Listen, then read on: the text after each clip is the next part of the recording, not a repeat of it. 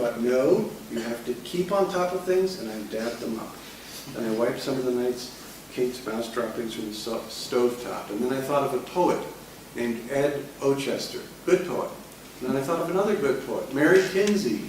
And then I thought of another one, Matthew Rohrer. And another one, Stanley Plumley. There are hundreds of poets like Ed Ochester and like me. And we all love the busy ferment, and we all know it's nonsense. Getting together for conferences of international poetry, it's a joke. Reading our poems, our little moment, physical presence, in the same room with a community, forget it, it's a joke. And then one day you open up a book to a certain page and you read, but from the bronze I saw water without a flaw. Louise Bogan's Roman Fountain, and you see why it's all necessary. The whole enterprise. Water without a flaw. My life is necessary because I sustain the idea of poetry through thick and thin. That's my job.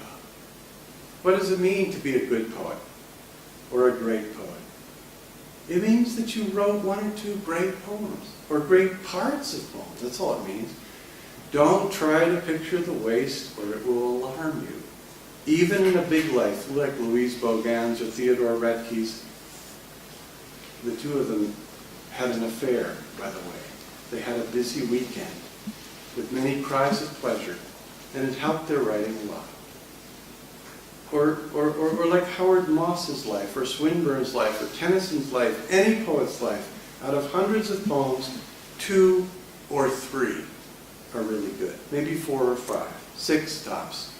All the middling poems they write are necessary to form a raised mulch bed or nest for the great poems, and to prove to the world that they labored diligently and in good faith for some years at their calling. In other words, they can't just dash off 1 or 2 great poems and then stop. That won't work.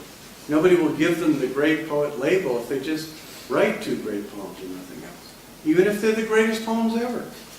But it's perfectly okay, in fact it's typical, if 95% of the poems that they write aren't great, because they never are.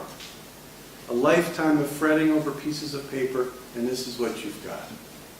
And yet it's worth it, isn't it? That's what you have to think. All the chewing of salad, the eating of pickled beets, little marinated ears of corn, those flexible baby corn ears, and the waitress coming by saying, "Folks, how is everything?" You nod and you smile, gratefully chewing. "Can I get you another smutty nose?" "Sure, I'll take another." Tennyson's at the salad bar, making his way around, holding the chilled plastic plate, fumbling in his beard. Poet laureate of the British Empire, staring for a long time at the tub of bean salad. Corn salad or bean salad, which will it be today? Into the valley of death rode the 600. Wow, beans. Pope's there, Alexander Pope, the magpie trickster rock polisher, malevolently ladling the blue cheese at eye level, taking care not to spill. "Hey Alex, you don't want to talk to me? That's fine." And what each of them comes up with is a couple of pages worth of poems in an anthology. All of that rhythmic chewing and swallowing and digesting, all the conversational nodding. Yes, true. Results in something called collected poems. And out of those collected poems grow a few sprouts, a couple of pages in a paperback anthology. And that's the way it works. Long ago, there was an article in Commentary magazine. The article was called, "Why We Need More Waste, Fraud, and Mismanagement in the Pentagon." The idea was that in order to build a magnificent weapon of deterrence, you need to tolerate $20 screws and $500 screwdrivers. Well, it's not really true of the Pentagon, but it's true of poetry. We honestly don't need more fraud and waste in the Pentagon. We need to retrain some of the weapons engineers so that they can teach high school. Some of them might write light verse. We might have a sudden upwelling of light verse. I mean, God, what has happened that we have no good light verse? Practically none. It's shocking. It's tragic. The New Yorker used to publish light verse in every issue. Newman Levy's verse. Newman Levy, the lawyer poet, and of course Ogden Nash, Redke published in light verse, so did Updike. Now nothing. Hip-hop is our light verse, I guess. Some of it's quick and clever, and some of it isn't. An American man wrote up his memories of Tennyson 100 years ago in the Century magazine. Tennyson told him that one of the best lines he wrote was about the French Revolution. Freedom free to slay herself, and dying while they shout her name. Which is a good line. Tennyson also said to this man in Century magazine that he didn't want any biography of him written. He said, I don't want to be ripped up like a hog when I'm dead. I decided to take the white plastic chair down to the creek. There's a creek at the bottom of the hill of sand on which my house sits. I had the chair in my hand, and I had my gear, and my Sharpies, and my presentation easel for practicing, and I looked as if I was prepared for an expedition up the Orinoco. I was about to turn down the hill when I heard tires on my driveway. It was my neighbor Nan's yellow Subaru. I peered toward her car, and I thought I could see her face, and through the branchy reflection a wave, maybe a nervous wave, I don't know. And then her window came down, and she said, are you off somewhere with your white chair?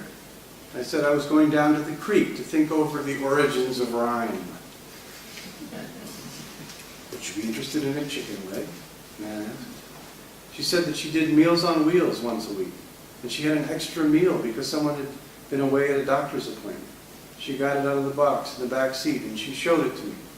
It was an orange piece of chicken in a segmented tray with a sheet of plastic glued over it. There were secondary pockets, each shaped like lungs, one of which had yellow pieces of corn pointing in all directions, and one of which had beans pointing in all directions. I said, don't you want it? Nana said she didn't want it. Would you care for the slice of bread and the carton of milk too? She said.